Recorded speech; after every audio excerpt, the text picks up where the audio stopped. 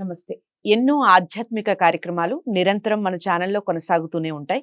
చాలా అంటే చాలా విశిష్టమైనటువంటి వ్యక్తులు మనకి కలుస్తూ ఉంటారు. వాళ్ళతో ముచ్చటించినప్పుడు చాలా ఆనందంగా, మనసుకి చాలా ఆహ్లాదంగా అనిపిస్తూ ఉంటుంది.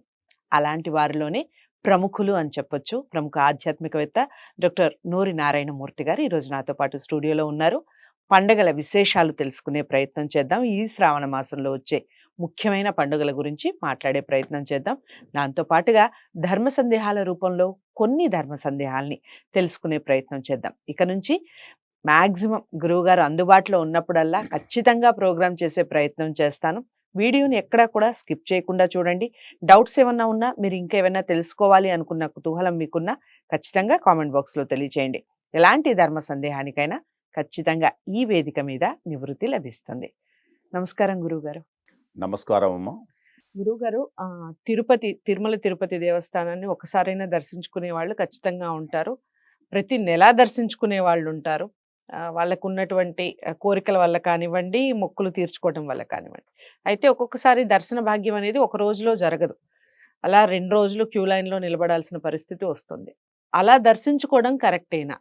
2 రోజులు క్యూ లైన్‌లో స్నానం చేయకుండా నిలబడి దర్శించుకోవటం భగవంతుడిని కరెక్టే అంటారా?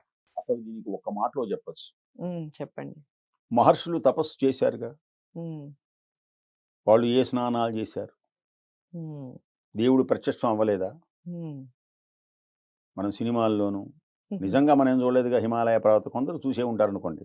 హ్మ్. మనం సినిమాలేగా. మహర్షులు తపస్సు చేశారుగా, ఓ సినిమాలు పొట్టలు పెరుగుతాయి ఒక ఆయనకి. ఆయన స్నానం చేశాడా? హ్మ్. హిరణ్యకశ్యపుడు ఉన్నాడు అనుకోండి ఉదాహరణకి. హ్మ్. ఆయనకి బాత్రూములు లేవా? ఇళ్ళు హ్మ్. లేవా? హ్మ్. హంసతూలిక తల్పాలు లేవా? హ్మ్. భార్య లేదా? అందగత్తెలు లేరా? ఆస్తి లేదా? హ్మ్. ఐశ్వర్యం లేదా? అనుభవించేటువంటి వయస్సు లేదా? హ్మ్. ఉందిగా. ఆయన స్నానం చేయకుండానే స్నానం చేయలే. స్నానము చెయ్యటం అనేటువంటిది అది ఒక శుభ్రత కోసమే కానీ భగవంతునికి స్నానానికి సంబంధం లేదు. హ్మ్. అందుకు చెప్పా ఈ ఉదాహరణ నేను. హ్మ్. భగవంతుణ్ణి ఒకళ్ళు ప్రశ్న వేశారు, బెడ్రూమ్లో దేవుడి మందిరం ఉండొచ్చా, దేవుడి పటం ఉండొచ్చా ఉండకూడదా అని ఒక విచిత్రంగా. హ్మ్. ఆయన ఉద్దేశం ఏమిటి అంటే, ఓహో అలాంటివి జరగకూడదు కదా అని. హ్మ్. చక్కగా బెడ్రూమ్లో దేవుడి పటం ఉండొచ్చని చెప్పాను. హ్మ్. అదేమిటండి అది జరుగుతుంటుంది కదా అంటే, అదే తప్పు కార్యక్రమం కాదు కదా. హ్మ్. అది ఒక సృష్టి క్రమం కదా. హ్మ్. అలా చెయ్యకుండా ఉండటమే పాపం. హ్మ్. చేస్తే మంచిది. హ్మ్. దానికి ఉదాహరణ చెప్పాను నేను. హ్మ్. లీలావతి హిరణ్యకశ్యపుడి దగ్గరికి వెళ్ళినప్పుడు, హిరణ్యకశ్యపుడు వచ్చినప్పుడు తన దగ్గరికి, స్వామి మీరేదో పలుకుతూ ఉంటారే ఆయన గురించి చెప్పండి అంది. ఆ దేవి ఇలాంటి ఆనంద సమయమునందు ఆ దుర్మార్గుడి నామమా అన్నాడు ఆయన. హ్మ్. చెప్పండి అంది. అప్పుడు ఎవరైనా ఏదైనా ఆహాహా అంటారుగా. ఆ ఆనందంలో నారాయణ నారాయణ అని 2-3 సార్లు చెప్పించింది. అప్పుడు గర్భనపడ్డట. హ్మ్. చూడండి ఎంత విశేషమో. భార్యాభర్తలు పవిత్రత ఉండాలి అక్కడ. హృదయం ఎలా ఉండాలి? పవిత్రత ఉండాలి. హ్మ్. భగవంతుడు చూసేదేంటి? ఈ బాహ్య సౌందర్యమా? పట్టు వస్త్రాలా? ఉండాలి. స్నానము చెయ్యాలి. హ్మ్. అవకాశం ఉన్నంత వరకు స్నానం చేయాలి. అవకాశం ఉన్నంత వరకు శుభ్రమైనటువంటి బట్టలు కట్టుకోవాలి. హ్మ్. అవకాశం ఉన్నంత వరకు చేయాలి. ఇక్కడ లైన్లో నుంచొని వాళ్ళు స్నానం చెయ్యలేదే, అయ్యో హ్మ్. నేను మడిగట్టుకోలేదే, హ్మ్. నేను పట్టు వస్త్రములు ధరించలేదే, స్వామి వెంకటేశ్వర నన్ను కరుణించవా? అక్కర్లేదు. హ్మ్. ఒకవేళ స్నానం చేస్తే మంచిదే. హ్మ్. నా ఉద్దేశంలో చెబుతున్నాను. హ్మ్. మళ్ళీ దీని వ్యతిరేకంగా చెప్పక్కర్లేదు.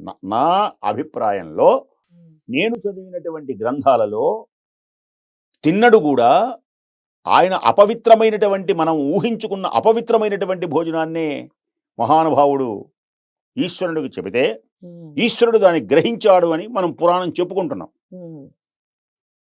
అలాగే పాము, ఏనుగు, సకల చరాచరం హ్మ్. పరమాత్మను సేవించడానికి వాళ్ళ సంస్కారాన్ని బట్టి అర్హత పొందుతున్నారు. హ్మ్. ఆ అర్హత ఏది?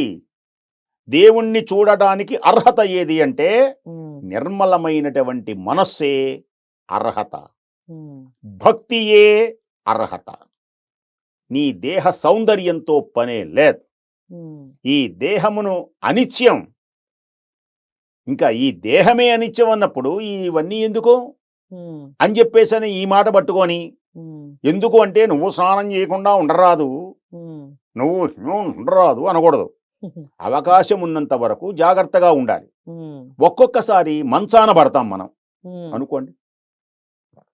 రోజు సంధ్య వారుస్తున్నాడు ఆయన, ఉమ్, నిత్యాగ్నిహోత్రి, మహానుభావుడు, ఉమ్, చన్నీటి స్నానం చేస్తున్నాడు తలనిండా, తెల్లవారుజామున 4 గంటలకి మంచాన పడ్డాడు.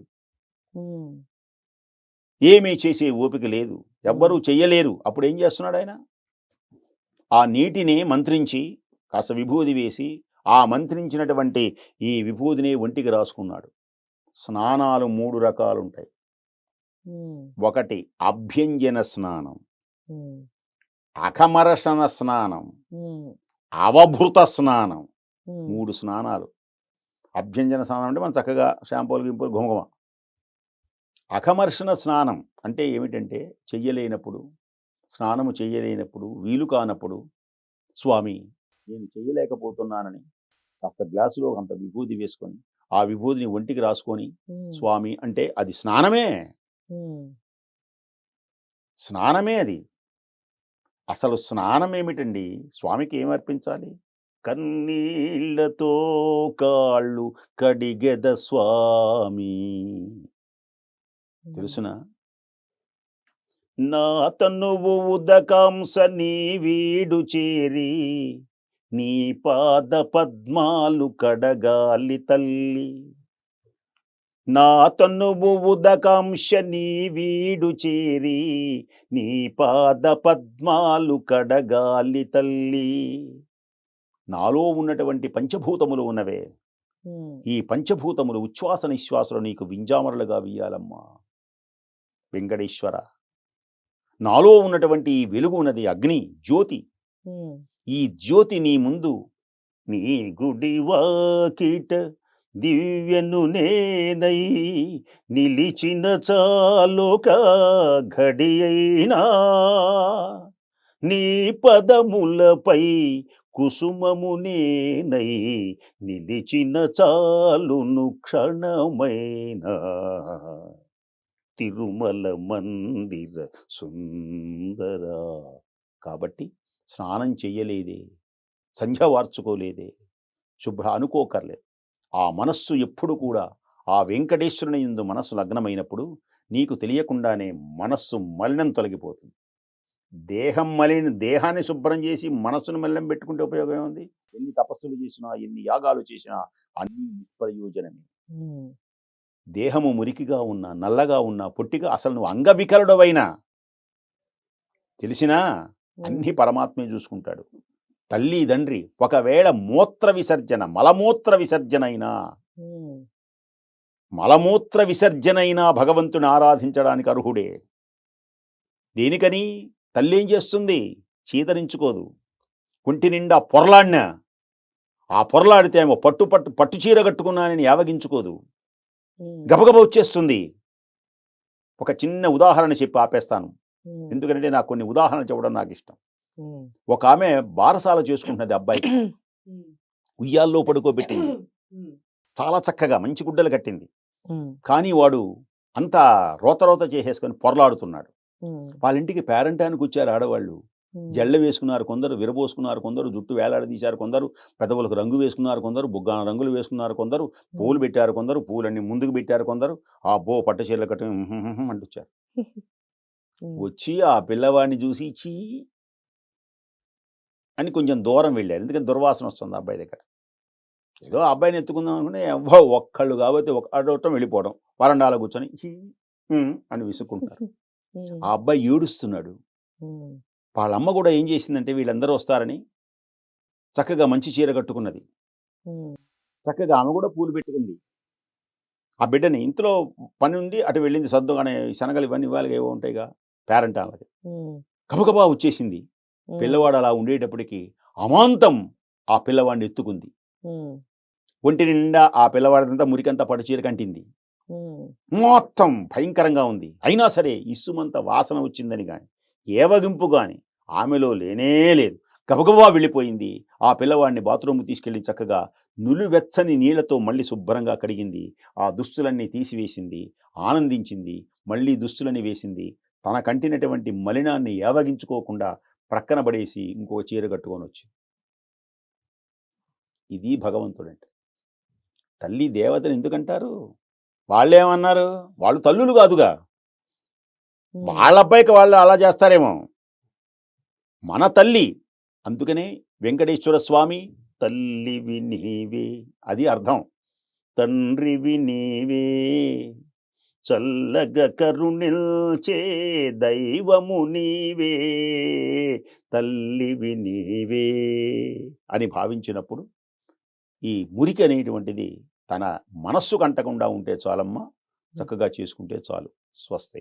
సో వెంకటేశ్వర స్వామి క్యూ లైన్ లో నిలబడే వాళ్ళందరూ కూడా ఇక నుంచి ఇలాంటి డౌట్స్ ఏమన్నా ఉంటే ఇక నుంచి అలాంటి డౌట్స్ ఏం పెట్టుకోకుండా చక్కగా దర్శనం చేసుకోవచ్చు.